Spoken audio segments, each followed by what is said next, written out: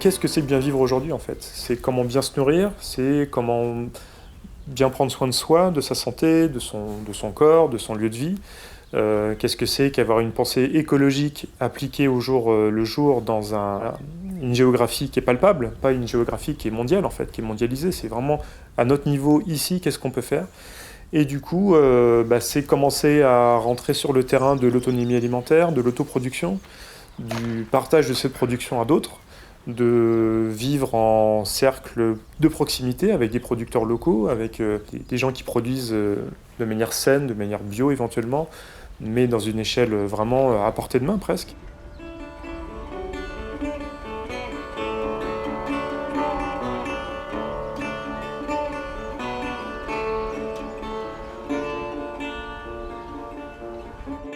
Je suis Simon Duthé et nous sommes en Brandony. Je suis arrivé ici en tant que fondateur du projet du collectif du Brandonnais, autrement dit la Brandony, qui est le petit nom qu'on lui a donné au fur et à mesure du temps. Le projet du collectif du Brandonnais, c'est de mutualiser essentiellement les énergies, les moyens, les savoir-faire, les connaissances, les envies et nos projets. Mutualiser donc en collectif, c'est-à-dire un vrai fonctionnement organisé qui à la fois s'attache à du bien vivre sur le mode de la cohabitation et du bien créer sur le mode de l'activité.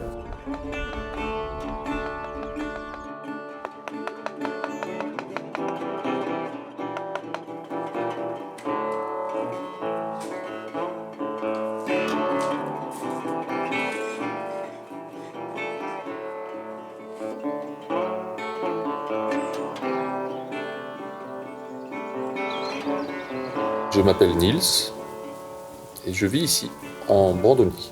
Moi, c'est Amandine. En plus de mon travail d'artiste, je suis dans la gestion de projets culturels, notamment pour l'association Inface, qui est l'association qui porte nos projets artistiques. Notre idée, c'est un peu de remettre dans les mains de chacun ce qui fait poésie, par le biais du coup de création, d'ateliers ou d'installations. Alors la plateforme, en fait, c'est un projet de jardin flottant. L'idée, c'était de lier l'art et le végétal et travailler sur le vivant, avec du vivant, pour du vivant. L'idée, c'était de réhabiter les eaux, que ce soit des rivières, des étangs, des mares, etc. Et de créer des jardins qui seraient mobiles. Du coup, par exemple, le jardin suspendu qui est aujourd'hui en Brandony a été à l'étang Saint-Nicolas-sur-Angers, a été également sur la rivière, sur la Maine. On a expérimenté l'exploitation potagère des jardins flottants. Sur le dôme, on a planté des patates douces, des fruits de la passion, du basilic. Dans l'idée, c'était que les personnes puissent se déplacer en dessous le dôme et venir cueillir un fruit, récolter un légume, etc. Cultiver sur l'eau des plantes potagères peut pallier au manque de place pour cultiver des légumes.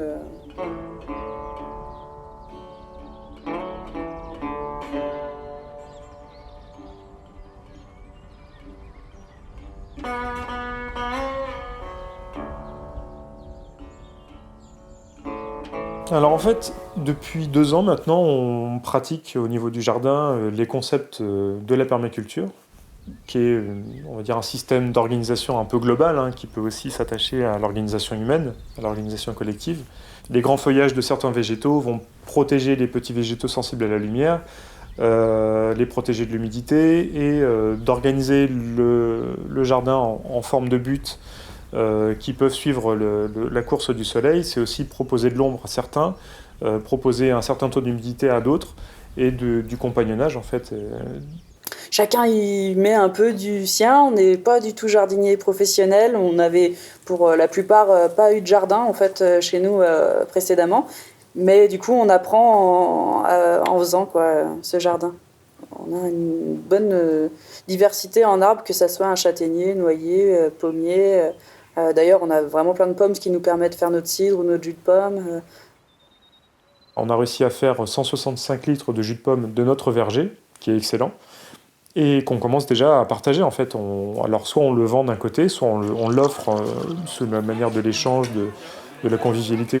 Et puis il y a les poules aussi, manger les œufs des poules qu'on élève à la maison. Du coup, ça change parce on a un peu oublié ce que c'était qu'un œuf d'une poule batterie, quoi. Les aliments, ça doit être vivant. Ça l'est, mais parfois on l'oublie quand on achète un produit sous vide, que c'est vivant. Et c'est bien ça qui est important. Ici même, dans la serre, il y a plein de plantes comestibles, des plantes aromatiques.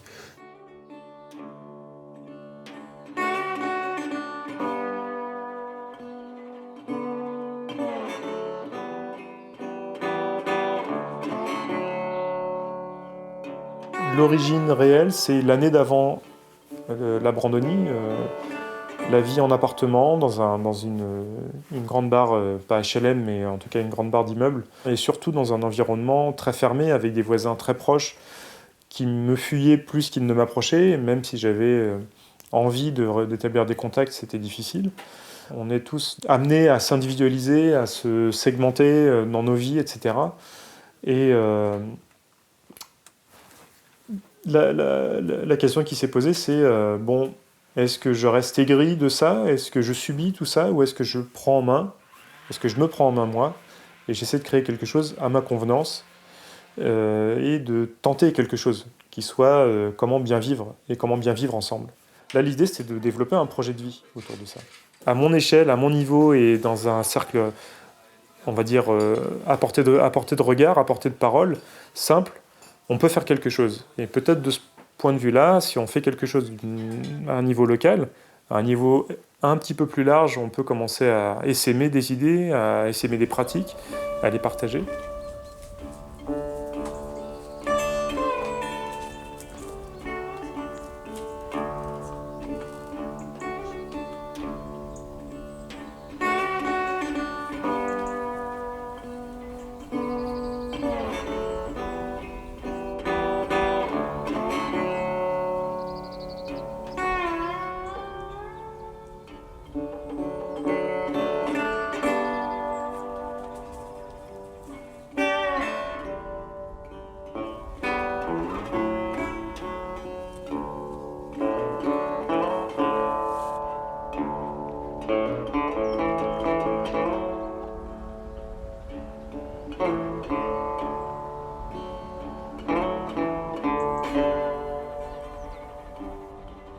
On m'appelle Sophia.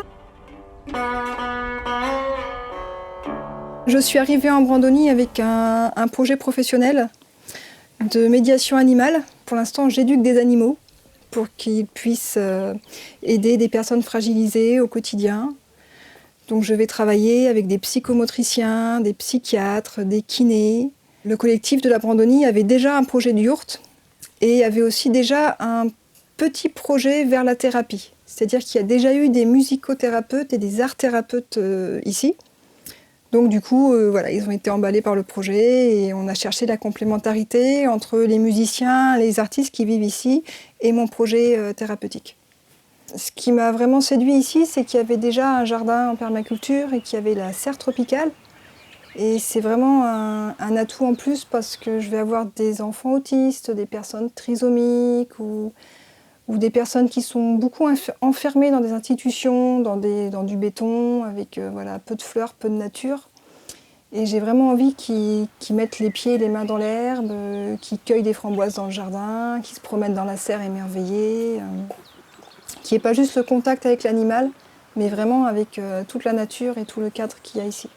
Tous les matins, c'est vraiment un petit moment de sérénité, de faire le tour du jardin, de voir tout ce qui est tombé pendant la nuit. Je récolte beaucoup. Je fais beaucoup la cueillette parce que je suis souvent une des premières levées avec les animaux. J'ai la petite lumière du matin et c'est là que je cueille, je ramasse tout ce qui est tombé avec le vent, la pluie. Je regarde les travaux qu'il va y avoir à faire dans le jardin. Voilà, c'est un petit moment tout seul, mais c'est vraiment un moment très, très zen, très agréable.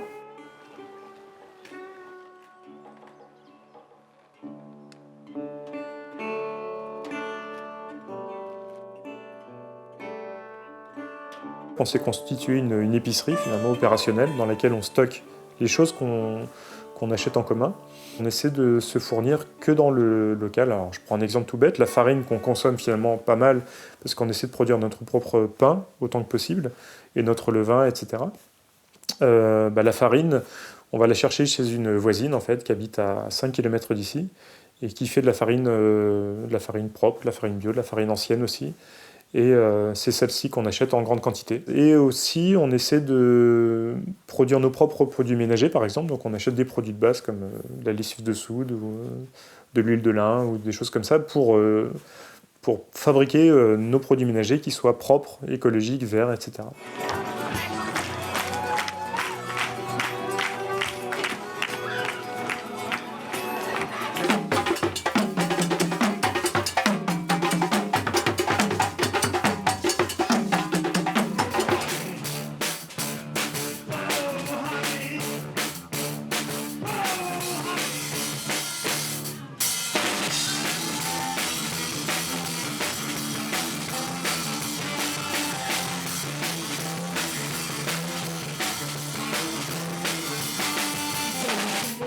Depuis qu'on s'organise des festivals à la maison, où on draine des gens, on se dit mais comment est-ce qu'on va nourrir tous ces gens-là?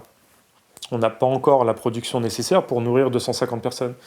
Donc en fait on a mis au point, et on a la chance d'avoir le hangar qui est équipé pour ça, on a mis au point un système de grande cuisine participative et collective, où on demande à chacun d'emmener quelque chose à partager, mais qu'on puisse pas simplement faire buffet, c'est on cuisine ensemble. Et du coup on s'enseigne, on s'apprend entre nous des recettes, des méthodes de cuisine, des méthodes de trouver la nourriture. Alors, est-ce que c'est de la récupération d'un côté? Est-ce que c'est d'aller faire les poubelles des grandes surfaces de l'autre? On a des gens qui savent très bien faire ça et qui nous ont prouvé qu'on pouvait alimenter tout un festival avec des produits de récupération.